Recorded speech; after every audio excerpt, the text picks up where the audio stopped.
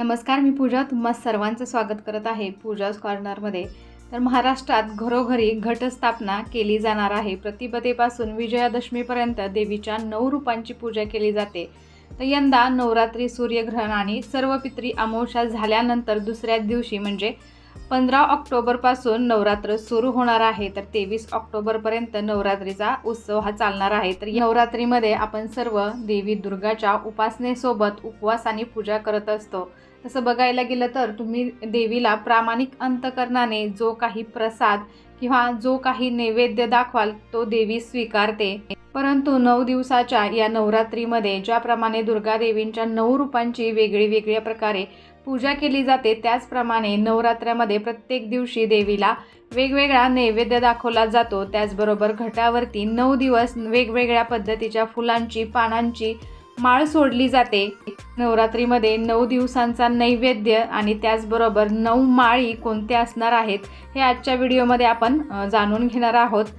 शारदीय नवरात्रीमध्ये सलग 9 दिवस 9 रूपात देवीला सजवतात आणि तिची पूजा करतात. देवीला भक्तिभावाने अर्पण केलेला प्रसाद देवी स्वीकारते. नवरात्रीत 9 दिवसात देवीच्या 9 रूपांची पूजा करतात. तसेच प्रत्येक दिवशी देवीला वेगळा प्रसाद दाखवतात.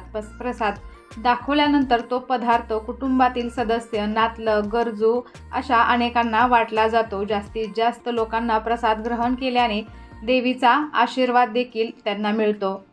तर पहिल्या दिवशी देवी शैलपुत्रीची पूजा केली जाते. पहिली माळ ही असते विड्याच्या पानाची. विड्याची पानं 9 घेतली जातात. त्या 9 पानांना धाग्याने बांधून 9 गाठी बांधून ती पानं त्या गाठीमध्ये बांधली जातात आणि अशा पद्धतीने माळ बनवली जाते आणि ती घटावरती सोडली जाते. तर पहिल्या दिवशी आहे विड्याच्या पानांची माळ. पर्वतराज हिमालयाची मुलगी शैलपुत्रीला गायीचे तूप अर्पण करतात. निरोगी आयुष्यासाठी आशीर्वाद घेतात. तूप अर्पण केल्याने सूर्य आणि गुरु यांच्यापैकी कोणाची प्रतिकूलता असल्यास ती कमी होण्यास मदत होते. गायीच्या दुधापासून बनवलेली मिठाई अर्पण करणे अत्यंत शुभ मानलं जातं. दुसऱ्या दिवशी दुर्गा देवीच्या ब्रह्मचारिणी रूपाची पूजा केली जाते. परिवर्तनाची आणि अपरिवर्तनीय, अविनाशी जगाची देवी असल्याने या देवतेची पूजा करून तिला साखरेचा प्रसाद दाखवलेला जातो. यामुळे कुटुंबातील दुःख आणि अडचणी दूर होऊन आपल्या कुटुंबाला मदत मिळते. त्याचबरोबर कुटुंबातील सर्व सदस्यांच्या दीर्घायुष्यासाठी प्रार्थना केली जाते.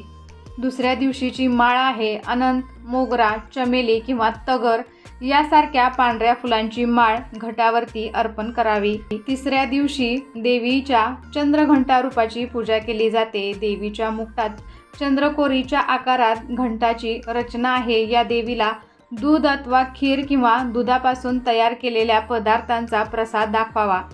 तर तिसऱ्या दिवशीची माळ ही निळी फुले, गोकर्णीच्या किंवा कृष्णकमळ फुलांची माळ ही घटावरती सोडली जाते.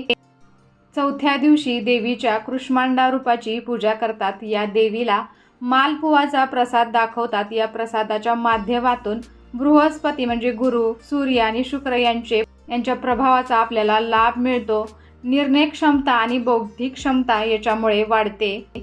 तर चौथ्या दिवशी केशरी अथवा भगवी फुले, अबोली, तेरडा, अशोक किंवा तिळाची फुले, त्याचबरोबर झेंडूच्या फुलांची ही माळ तुम्ही घटावरती बांधायची आहे.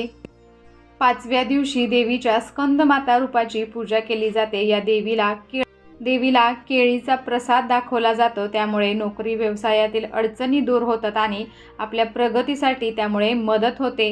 गुरुचा शुभ प्रभाव आपल्यावरती राहतो. ज्ञानवृद्धी होते. कौटुंबिक जीवनात संपत्ती आणि आनंद प्राप्त होतो.